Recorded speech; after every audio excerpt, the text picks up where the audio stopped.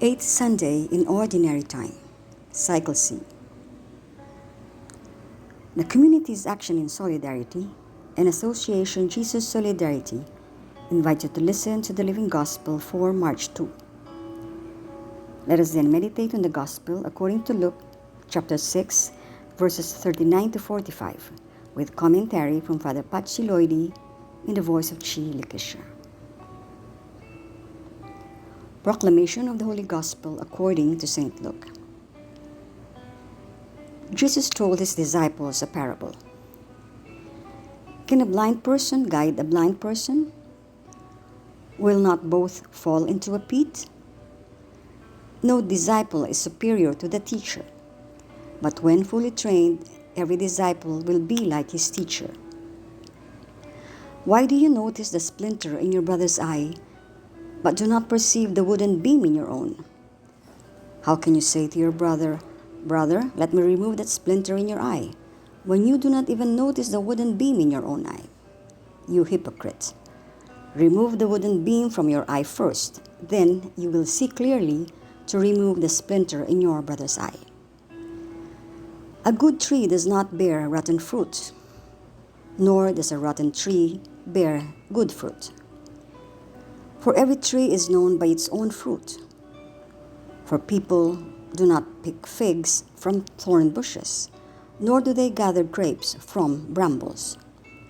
A good person out of the store of goodness in his heart produces good, but an evil person out of a store of evil produces evil. For from the fullness of the heart, the mouth speaks. The Gospel of the Lord. Father Patxi's commentary. Friends, this short passage has a different air from the prophetic and robust speech of the Sermon on the Plain. First, this passage has a common sense approach. A blind man cannot guide a blind man, regardless of whether or not they fall into a pit. That help is a great imprudence, acting without considering the possible consequences, which invalidates the charity that may be in that action. This verse curbs the desire to help others without being prepared, something that often happens to beginners. If you want to be a teacher, be a good teacher first before trying to achieve the perfection of your master. The same has to be said on giving advice. Many are the people who want to give advice to others, and many of them want to tell others what they should do. We have the habit of advising what medicine to take, what to do in a particular situation, and we even insist on it. At times, not only are we unprepared in giving advice, but we are also not sufficiently familiar with the reality of the other person. It is better to listen, to welcome, to accompany, and to not give advice. But sometimes you have to give it. In such cases, know the person first and his reality, and with humility, give a few thoughtful advice. In the same section, verses 41 to 42, about fraternal correction must be included.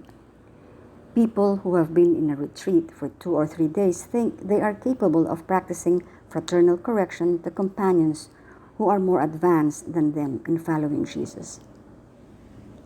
Jesus includes the comparison of the splinter and the wooden beam. A person who has a wooden beam in his eye wants to help remove the splinter from a partner's eye. Jesus calls her a hypocrite, a strong word. The comparison is extreme, as in other cases, like in the parable of forgiveness. A person who has been forgiven a fabulous amount is unable to forgive a petty offense. Jesus uses such comparisons to help us understand him better. We may not go astray if we think that the Pharisees could be given this advice first.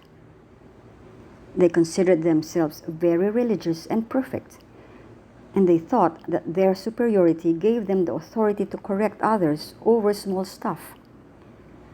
The hypocritical word comes immediately to our lips as a criticism against those who consider themselves superior. But I can keep the criticism to myself and correct myself before correcting a partner. It is not that Jesus is against fraternal correction. He is against fraternal correction done badly, that is, without pondering, training, discerning, and with a touch of pride. This is a cold text. Can we draw lessons from it? Yes. The first is humility before God, before others, and before ourselves. The second, discretion, judging others, advising and talking about any person to anyone. The third, good preparation, knowledge of the case, reflection, and to give a few tips. Better ones only, looking always at Jesus. Prayer. Inner mirror. My soul, contemplate yourself slowly in your inner mirror. The holy breeze will switch on the lights so you can see. For a moment, don't look up nor down, not to your right nor to the left. Direct your gaze towards yourself. You will see things that you don't like. Several extremely sunken plains, some mountains too swollen, a lot of garbage in a corner. Don't get upset or discouraged. Go and look for Jesus and tell him, "Look, I don't like my panorama at all." He will understand you. He will show you right away the green meadows, fields under cultivation, fruit trees, crystal clear waters, the most beautiful corners of your property, the most colorful areas of your farm. You will see your reality serenely. What you will never see, your lies, what you barely know, your values. And you will become so profound that you will be blessed.